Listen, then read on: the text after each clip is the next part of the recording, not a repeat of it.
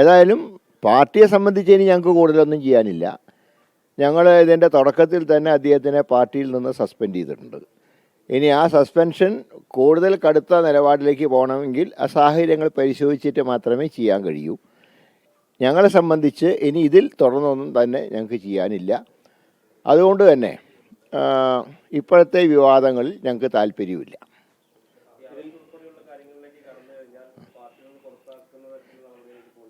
അറസ്റ്റിലേക്ക് കടക്കുമ്പോൾ അപ്പോൾ ആലോചിക്കാൻ കാര്യങ്ങൾ.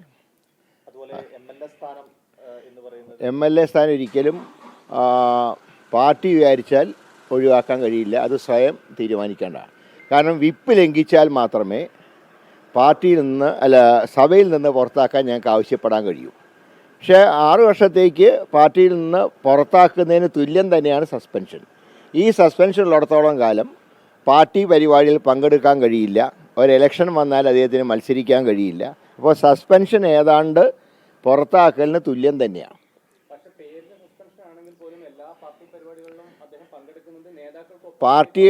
പാർട്ടിയുടെ ഔദ്യോഗികമായിട്ടുള്ള ഒരു ചടങ്ങിൽ അദ്ദേഹം പങ്കെടുക്കുന്നില്ല.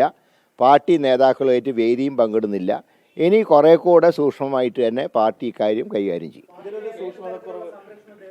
എങ്ങനെ? അല്ല, അതൊക്കെ അദ്ദേഹത്തിൻ്റെ സംരക്ഷണം ഒരുക്കേണ്ട അദ്ദേഹം തന്നെയാണ്. പാർട്ടിക്ക് അതിൽ ഒരു ഉത്തരവാദിത്വമില്ല. ആരാ? അതിനെക്കുറിച്ച് ഞങ്ങൾ അഭിപ്രായം പറയേണ്ട ആവശ്യമില്ലല്ലോ. ഞങ്ങൾ സസ്പെൻഡ് ചെയ്ത ഒരാൾ ഒളിവിലാണോ നേരിട്ടാണോ എന്നൊക്കെ ഞങ്ങൾ അന്വേഷിക്കേണ്ട കാര്യമില്ല. രാഹുൽ മാങ്കൂട്ടത്തിനെ സസ്പെൻഡ് ചെയ്തു. പക്ഷേ കഴിഞ്ഞ കുറച്ച് കാലമായി രാഹുലിന് കോൺഗ്രസിന്റെ പ്രധാനപ്പെട്ട നേതാക്കളിൽ നിന്ന് പിന്തുണ ലഭിക്കുകയാണ്. അല്ല, അതിൽ ശക്തമായ നടപടി എടുത്തിട്ടും ആ നടപടികളൊക്കെ വെള്ളത്തിലാക്കുന്നതല്ലേ അത്തരത്തിലുള്ള? ഒരു വെള്ളത്തിലുമില്ല. പാർട്ടിയുടെ അഭിപ്രായം പറയേണ്ട KPC പ്രസിഡന്റാണ്. അതാണ് ഫൈനൽ. അതിന് എതിരായിട്ട് തീരുമാനമെടുക്കാൻ ഹൈക്കമാൻഡിന് മാത്രമേ അവകാശമുള്ളൂ. ഹൈക്കമാൻഡും ഈ തീരുമാനത്തിന് 100% അംഗീകരിച്ചിട്ടുണ്ട്. പാർട്ടിയുടെ സംഘടനാ ചുമതലയുള്ള ശ്രീ KC വേണുഗോപാൽ അക്കാര്യം വളരെ വ്യക്തമായി പറഞ്ഞിട്ടുമുണ്ട്. അതുകൊണ്ട് തന്നെ ഈ കാര്യത്തിൽ ഇനി തുറന്നുള്ള ഒരു നടപടിയിലും ഞങ്ങൾക്കൊരു ഉത്തരവാദിത്വമില്ല. കുറ്റാരോപിതർ തന്നെ അവരുടെ സംരക്ഷണ വലയം ഒരുക്കണം. അതിന് പാർട്ടി അതൊന്നും ഒരുക്കി കൊടുക്കാൻ കഴിയില്ല. അത് അദ്ദേഹം തീരുമാനിക്കട്ടെ. ഒരു കാര്യം കൂടെ, ഇപ്പോൾ ഈ ആരോപണം ഇപ്പോൾ രാഹുൽ നിയമപരമായി നേരിടണം, നിയമത്തിന്റെ വഴിക്ക് പോട്ടെ എന്ന് പറയുമ്പോഴും ഇതിന്റെ ടൈമിങ്ങിനെ സംബന്ധിച്ച് കോൺഗ്രസിന് സംശയമുണ്ടോ?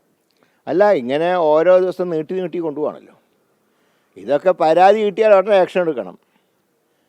അതെടുക്കാതെ ഇതിങ്ങനെ ഡ്രാഗ് ചെയ്ത് കൊണ്ടുവന്ന് ഇപ്പം 3 മാസമായി സംഭവം കഴിഞ്ഞിട്ട്. അപ്പോൾ ചിലരൊക്കെ വിചാരിച്ചു ഇതൊക്കെ ഇനി ഉണ്ടാവില്ല എന്ന് വിചാരിച്ചു.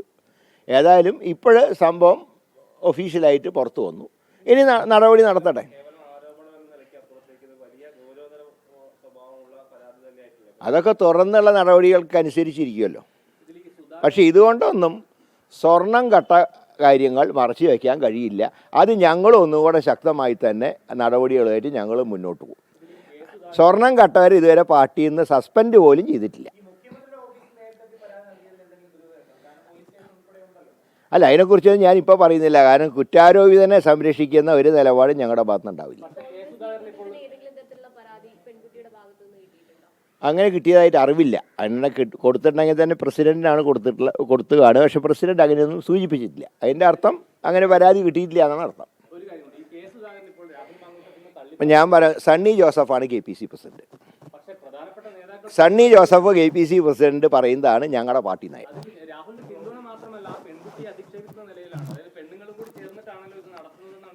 ആര് പറഞ്ഞു?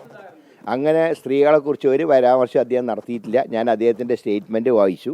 രാഹുലിന് തെറ്റ് പറ്റിയെന്നുള്ള കാര്യം അദ്ദേഹം സമ്മതിക്കുന്നുണ്ട്.